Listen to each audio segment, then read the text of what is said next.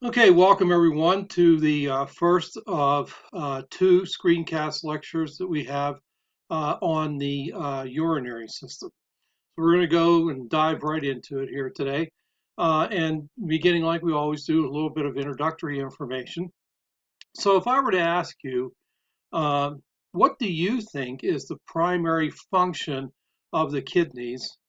What would you say? Or of the urinary system, what would you say? Well, if you're like most students, whenever I ask that question, they'll tell me the job of the urinary system is to produce and release urine from the body. But actually, whenever we take a look at it, the primary function of the urinary system is to regulate the composition and concentration of the plasma and the tissue fluid. The plasma of the blood, where do we find the tissue fluid?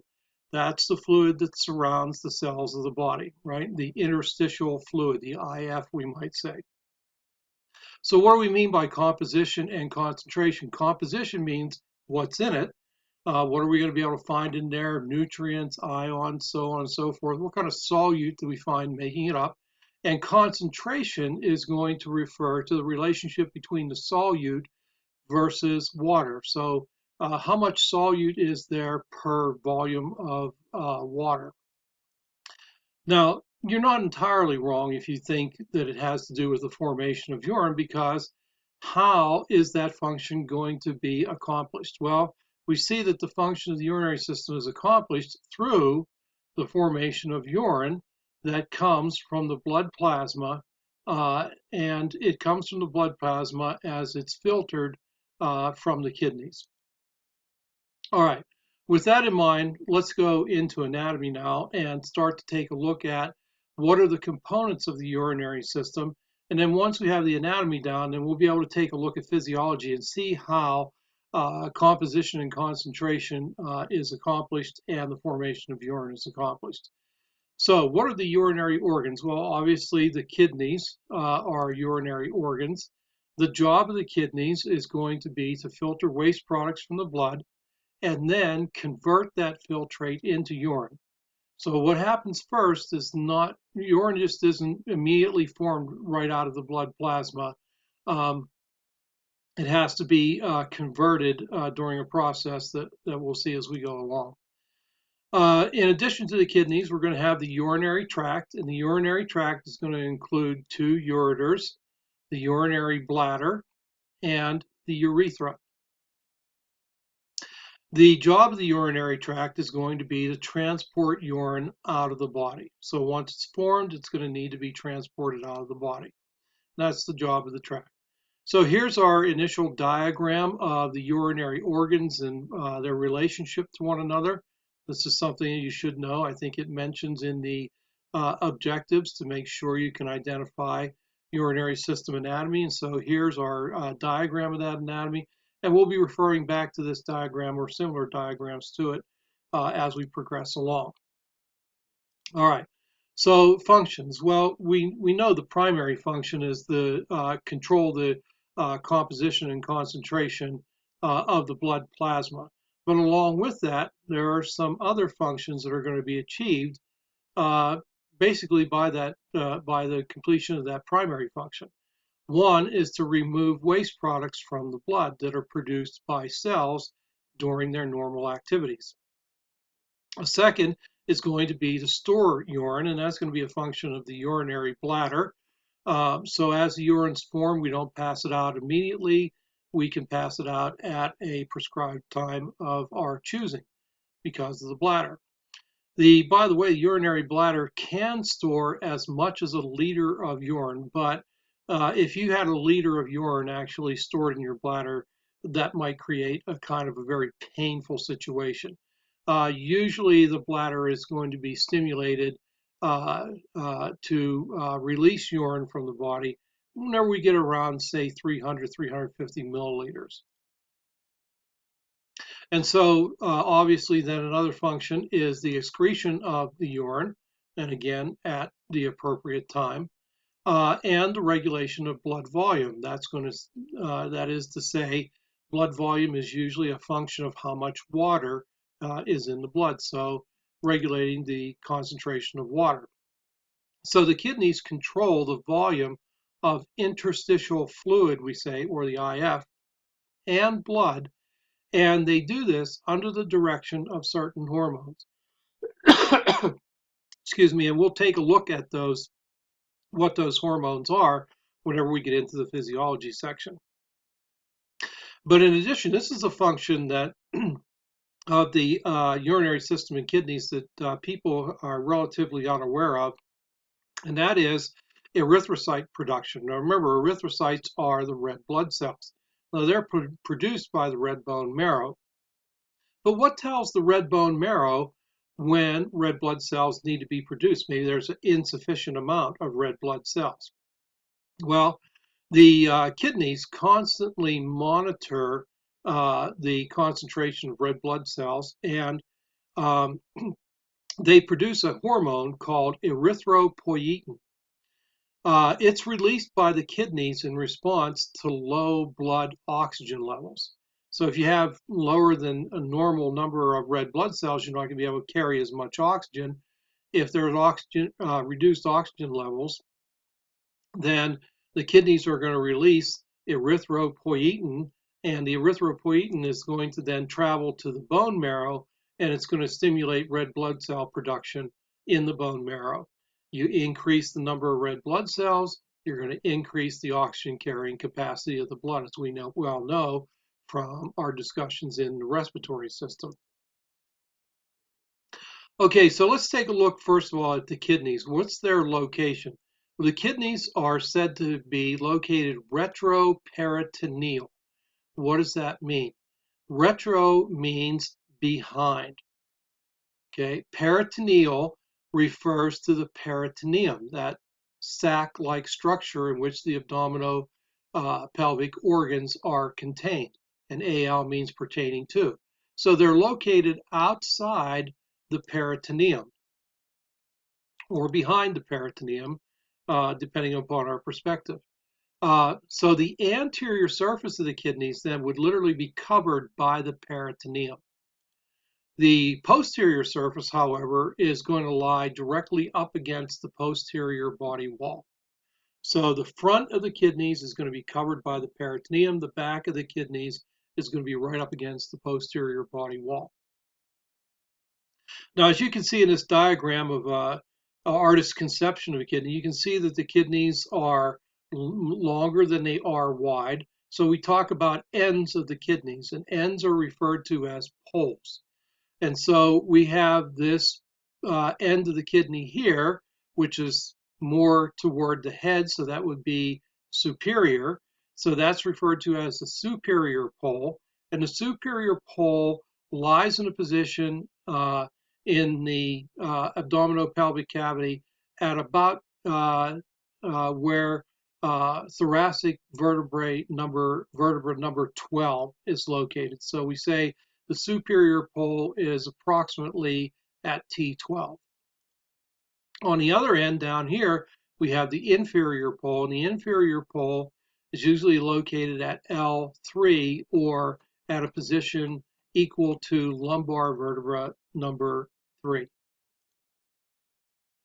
The right kidney, however, is approximately 2 centimeters lower than the left kidney. Now, when we think about it, what's on the right side that's not on the left side that might account for that? The liver.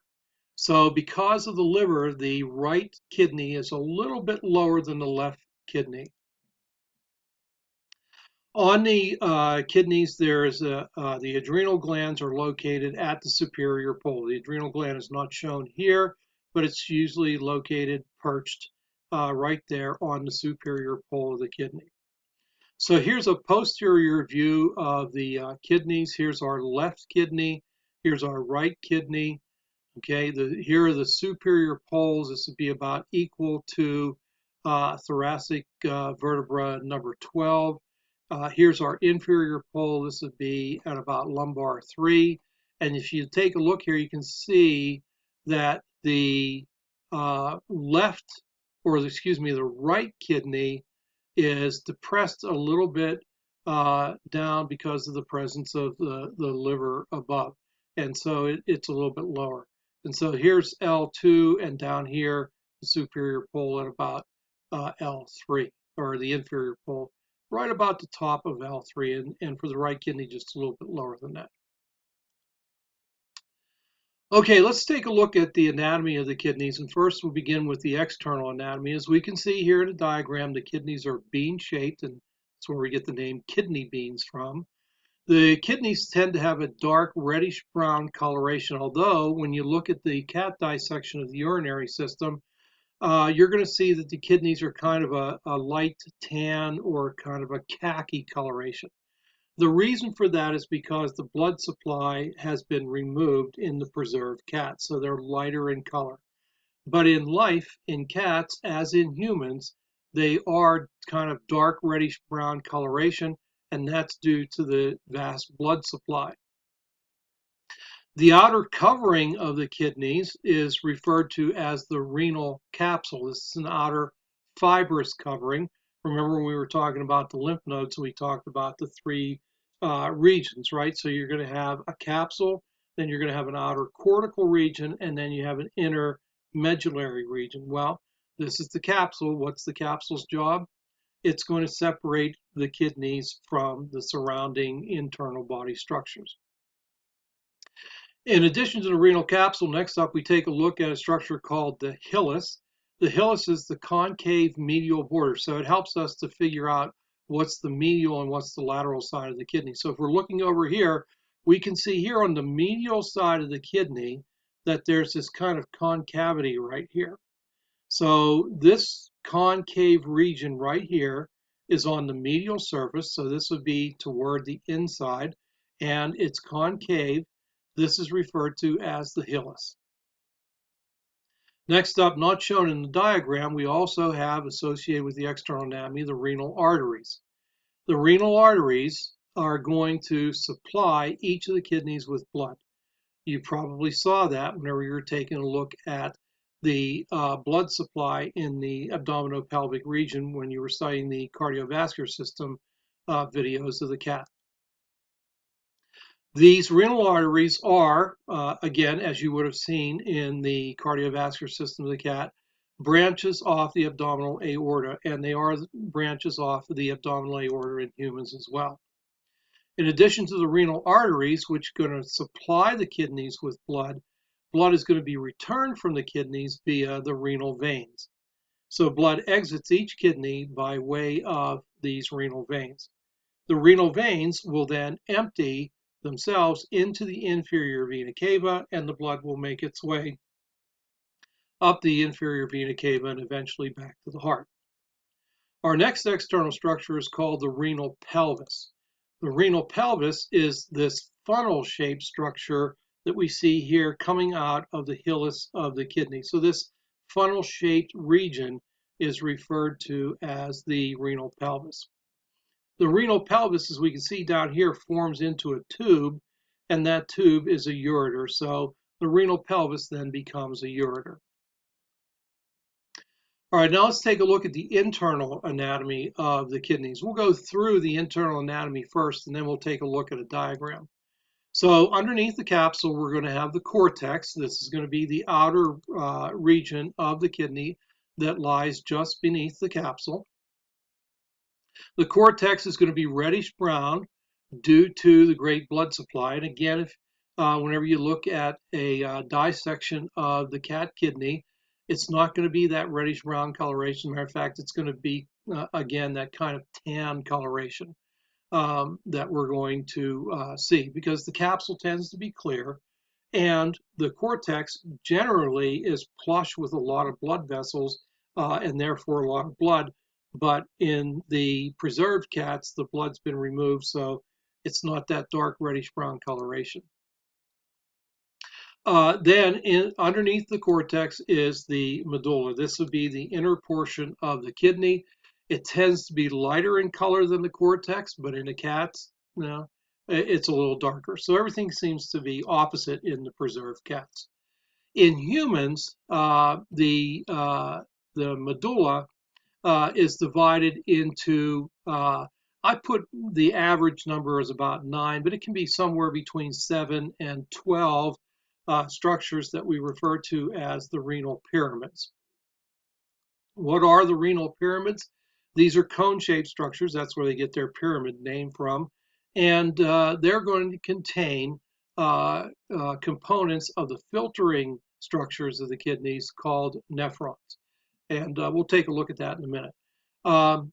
Associated with the renal pyramids, there is a structure called a renal papilla or renal papillae, plural. These are nipple-like structures that lie at the end of each of the pyramids. Each one of these papillae will then project into a structure called a calyx. So there are several calyces, plural for calyx. These are short tubes that will unite to drain the urine from the papillae of each of the pyramids, and they'll drain the urine into the renal pelvis. And finally, we have renal columns. These are inward extensions of the cortex that will lie between each one of the pyramids. Okay, so to help you understand that, let's take a look at this diagram that we have here. So covering the outside of the kidney, here we can see the capsule, and we have the forceps pulling the outer part of the capsule away from just underneath the capsule. This outer region is what? It's the cortex. So just underneath the capsule, we have the cortex of the kidney right here around this kind of rim right here. And then we have extensions of the cortex, which are called the renal columns. So portions of the cortex do extend inward, and they extend inward between these triangular structures or pyramids, the renal pyramids. So in this human kidney, the artist chose to draw 1, 2, 3, 4, 5, 6, 7 renal pyramids here. And again, between the renal pyramids are the renal columns.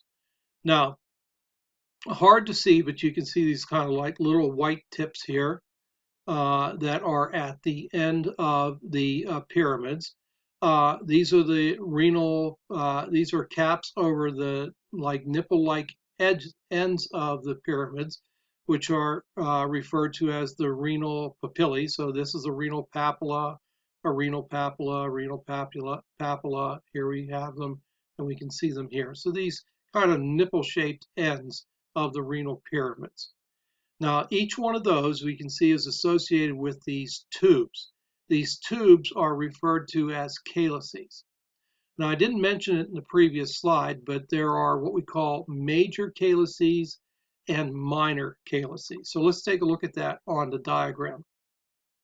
So if you look at this tube right here, this is a calyx, and you can see that the calyx is subdivided into two smaller tubes, which combine to form a larger tube. These two smaller tubes would be referred to as minor calyces, and where they fuse together to form the larger tube, this would be referred to as a major calyx. So again, we can see up here, we have a cutaway of the internal view of a calyx. And so we can see here's a minor calyx, and another minor calyx. These three minor calyces fuse together to form a major calyx. Well, the calyces then will fuse together to form this portion we can see on the inside and then extends to the external anatomy. This would be the renal pelvis. And then the renal pelvis forms into the tube, the ureter. So I hope that helps you understand the internal anatomy of a kidney. All right, next up, that's kind of the gross anatomic structure of the kidneys. Let's take a look at the microanatomy of the kidneys, and we take a look at structures called nephrons. These are very important because nephrons are the functional units of the kidneys. So what do the kidneys do? They control the composition and concentration of the blood plasma and tissue fluid. How do they do that? They do that through the activity, the physiology of nephrons. So whatever structure it is that's responsible for doing whatever the organ does for the body, that structure is referred to as the functional unit. So the functional unit of the kidneys that uh, controls the composition and concentration of blood, plasma, and interstitial fluid, and therefore controls the formation of urine, is going to be the nephron. It's the functional unit. So they're the structures, again, in which the urine forms. Each of our kidneys has over 1 million nephrons. We take both kidneys together. It's on the order of about 3 million nephrons in the two kidneys. Now, these nephrons are divided into two types, pretty much based upon their location and to some degree their structure, as we'll see. The first type of nephron is what we call a cortical nephron. Cortical nephrons are located near the peripheral edge of the cortex, where they get their name from, cortical, pertaining to the cortex. Cortical nephrons structurally have what we call short nephron loops. We'll see that in a minute. Approximately 80%, so the preponderance of nephrons, are what we call cortical nephrons. But in addition to cortical nephrons, there are also what we call juxtamedullary nephrons. Juxta kind of means on the border, or kind of sitting on the fence or on a division. So juxtamedullary nephrons are located near the border between the cortex and the medulla. Juxtamedullary nephrons can be identified not only by their location, but by the fact that structurally they have what we call long nephron loops. Okay, so here we'll throw this inset in there, and you can see the difference here between a cortical and a juxtamedullary nephron. So if we take a look at it, this one right here is a cortical nephron, because you can see the bulk of that nephron structure is in the cortex, the outer region, as we can see here. The juxtamedullary nephron, we can see is located a little bit deeper, and it penetrates much further into the medulla. So it really is kind of divided between the cortex and medulla, whereas the cortical nephrons are mostly in the cortex. So whenever we take a look at it, by the way, this is the nephron loop here of this cortical nephron, and here's the nephron loop of this juxtamedullary nephron. Notice how much longer the loop is in the juxtamedullary nephron versus the cortical nephron. Now, what's important, and we're going to be referring back to this when we go through physiology, look how this loop extends into the medulla in both of these, at least partly.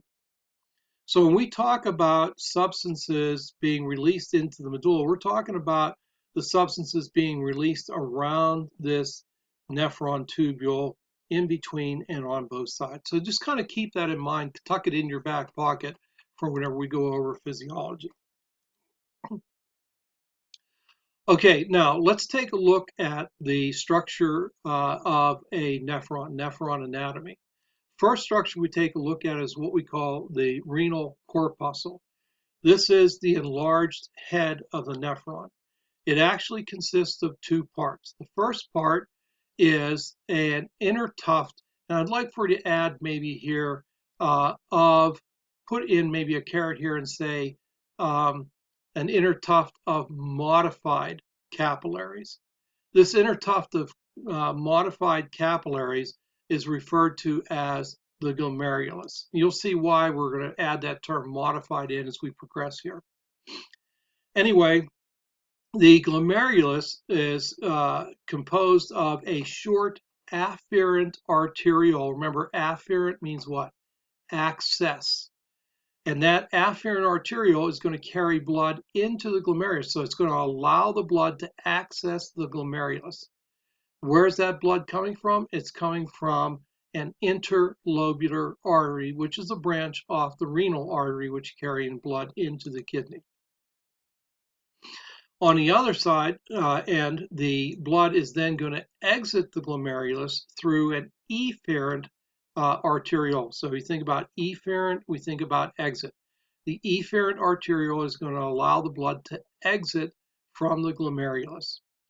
The efferent arteriole then will form what we refer to as it's a traditional capillary network, like we think about when we were talking about the cardiovascular system. This traditional capillary network is called the peritubular capillaries and the vasa recta. The peritubular capillaries then will drain into venules, which will combine to form the interlobular vein. And the interlobular vein then interlobular veins will connect eventually to the renal veins, and the renal vein carries the blood back out of the kidney then. The second component of the renal corpuscle, we said it consists of two parts or components, is the capsule, the glomerular capsule. This is an outer cap-like structure, and it's also known as Bowman's capsule, named for the anatomist who first described it. So let's take a diagram of an enlarged diagram of the renal corpuscle. So here we can see this inner tuft of capillaries, and this is referred to as the glomerulus. Now here's where it's modified at. Traditionally, when we think of capillary beds, we think on one side of the capillary bed we're going to have an arteriole, and on the other side of the capillary bed we're going to have what? A venule. So blood's going to enter the capillary bed from the arteriole and exit through the venule. But here, this is modified now, and what we're going to see is that there are actually two arterioles that are associated with this capillary bed. Here's the first one right here. This is the afferent arteriole, and blood's going to enter from the interlobular vein through this afferent arteriole into the glomerulus, circulate through this modified capillary bed, and then it's going to exit this capillary bed over this structure, this tube, which is the efferent arteriole. So these are both referred to as arterioles, and that's the modification that we have. Now, what we're going to see in the next slide is what happens after blood is carried back out by this efferent arteriole. But before we get to that, surrounding the glomerulus, we can see this cap-like structure. The cap-like structure is referred to as Bowman's capsule. All right, so if we pan out now from that close-up of the renal corpuscle, here we can see the renal corpuscle, and we can see the afferent arteriole, which is going to be carrying blood into the glomerulus, and we can see how it's connected to the interlobular artery here. Blood then comes out of the glomerulus after filtration takes place, and the blood is carried out of the glomerulus over the efferent arteriole. Okay, so this efferent arteriole then gives rise to what we look like a traditional capillary bed that's surrounding the rest of the nephron. This traditional capillary bed is called the peritubular capillaries. This upper portion is referred to as the peritubular capillaries. Peri meaning around, and capillaries. So these are capillaries that are found around the tube-like portion of the nephron.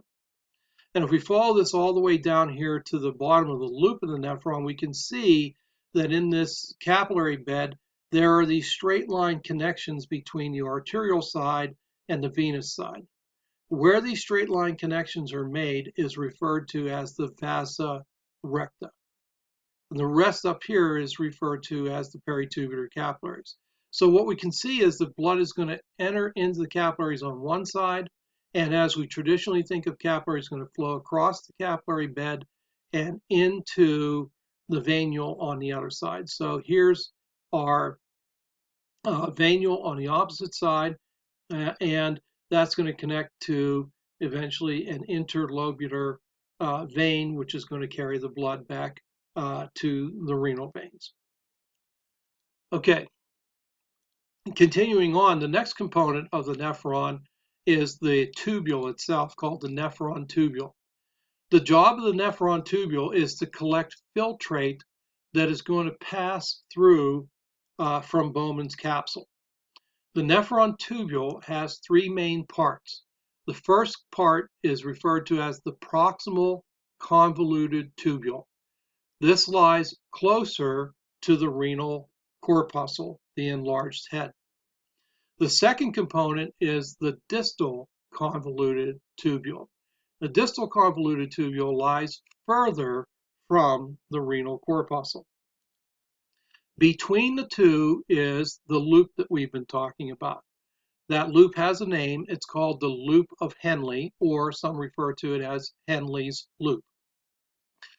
Either way we look at it, it's the loop that lies between the proximal and distal convoluted tubules. The loop of Henle has a descending limb or side to it and an ascending limb or side, and we'll explain the difference between those in just a minute. Now, in addition to the nephron tubule, we're going to take a look at the collecting duct. Now, the collecting ducts are going to be important in the formation of urine, but I want you to know that they are not part of the nephron. So the nephron consists really of the two components. It consists of the corpuscle and the tubule, and then the tubule divided into several different regions. Each tubule will connect to a collecting duct, the tubule from each nephron, I guess I should say. But the collecting duct is not part of the nephron itself. It, in fact, will collect urine from several different nephrons at one time. So if we go back to our diagram here and take a look at it, so here is our renal corpuscle, and here we can see the tubule that forms from the corpuscle, and we can see how it's kind of highly folded back and forth. These folds are called convolutions. And so this portion that's convoluted, that is closer to Bowman's capsule, is referred to as the proximal convoluted tubule. If we go to the other side of the loop, we can see that the tubule becomes sort of convoluted again, but this convoluted portion is further away from the capsule than the proximal convoluted tubule. So this portion is referred to as the distal convoluted tubule. And we can see where the distal convoluted tubule then connects to this tube, which is the collecting duct. And these are stumps from several different nephrons that would drain urine into this single collecting duct that we see here. Now, between the two then is going to be the loop of Henle, or Henle's loop. Now, how do we get the ascending? What's the difference between the ascending and the descending limb? Well, when the plasma passes through the glomerulus, higher blood pressure pushes water, nutrients, waste materials, ions out of the blood and into the capsule. This watery solution now moves into the proximal convoluted tubule, passes through the proximal convoluted tubule, and then enters the loop of Henle. And on this side of the loop of Henle then, the filtrate, the solution that we're talking about, is now going to pass down the loop on this side. So this side of the loop is referred to as the descending limb. Now the filtrate will turn the loop and now travel back up this side and on into the distal convoluted tubule. So because the filtrate is passing up this side, it is ascending. So we refer to that as the ascending limb of the loop of Henle. So again, we have the descending limb and the ascending limb. Okay, got it? Okay, now having gone through all that anatomy, we're now ready to talk about the physiology, nephron physiology, or how urine gets formed. And remember, in the formation of that urine, we're going to control the concentration, the composition and concentration. Make sure I get that right, of the blood plasma and the interstitial fluid. So when we take a look at the formation of urine, then it's actually going to be a three-part process. This is all happening simultaneously, but we're going to divide it into three distinct processes and talk about them individually.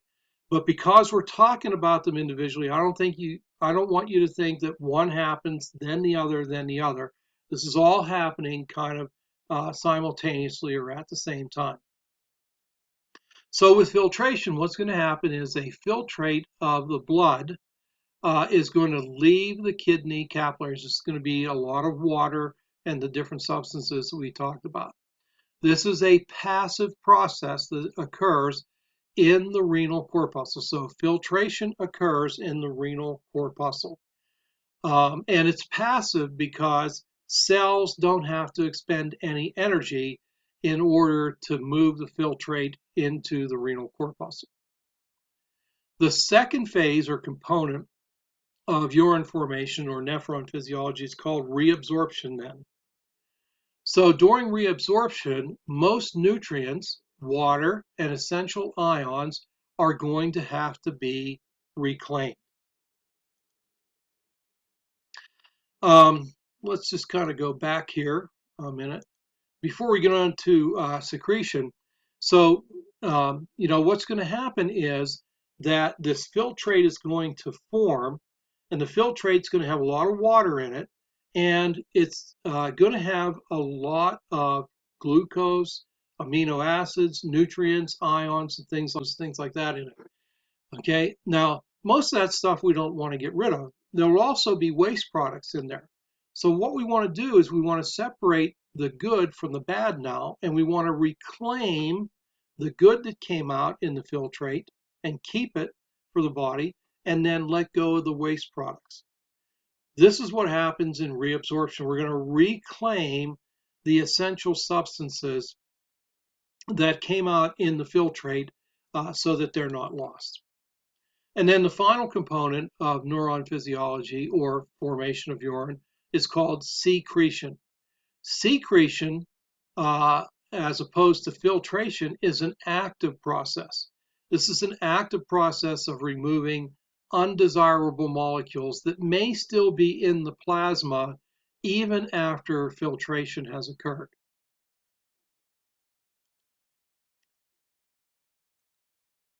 Okay, so looking at filtration first. Filtration is going to occur, as we mentioned, in Bowman's capsule. So here's how filtration works. As blood enters the glomerulus, its pressure is going to increase. Why is it going to increase? Well, recall that the afferent arteriole has a larger diameter than the efferent arteriole. So there's a greater volume of blood that's going to enter the glomerulus than can exit the glomerulus. So pressure is going to build up. Now, if you're having trouble understanding why the pressure builds up, just think of a garden hose. And we've kind of used the garden hose example before. But so what's going to happen now is if you turn on the faucet and let it pass through the garden hose, you know at the other end of the garden hose, the water comes flowing out. But if you take your thumb and put it over the opening of the garden hose, so you reduce the size of the opening, what happens? You can feel how the pressure of the water increases and pushes against your thumb. And because of that increased pressure, the water also squirts out of the hose a lot further than it otherwise would. So in the nephrons, to try to get as much uh, material or filtrate squeezed out of the plasma as possible, what we want to do is increase the pressure. And that's going to increase capillary exchange and make it occur much more than it otherwise might occur in normal capillary beds. So what squirts out? Well, we know from our discussions of capillary exchange physiology that water squirts out on one side, but now due to the higher pressure, even more water is going to squirt out. And then along the portion, then you're going to have diffusion of things like nutrients and ions that are going to come out along with the water now. And we're going to have an even larger amount come out because not only are the substances moving along their concentration gradient, but they're now moving along a higher pressure gradient as well. So that's going to push them out with even greater force into the Bowman's capsule from the glomerulus. So the blood pressure increases. And again, what's the reason for that increase? Well, as we mentioned already, the efferent tubule is going to be smaller in diameter than the afferent tubule. So the blood's going to want to try to come in faster than it can exit. This higher interglomerular blood pressure then is going to force that highly dilute fluid we call the filtrate to pass into the glomerular capsule. That filtrate will contain glucose, amino acids, nutrients. It'll contain waste products like urea and uric acid. It'll contain ions, and so we refer to these ions as salts. And as I mentioned, it'll contain a large amount of water. Okay, so here is our diagram then of the renal corpuscle. So the blood's coming in here, higher volume in than out. What happens? The pressure goes up higher than it normally would be in a capillary bed.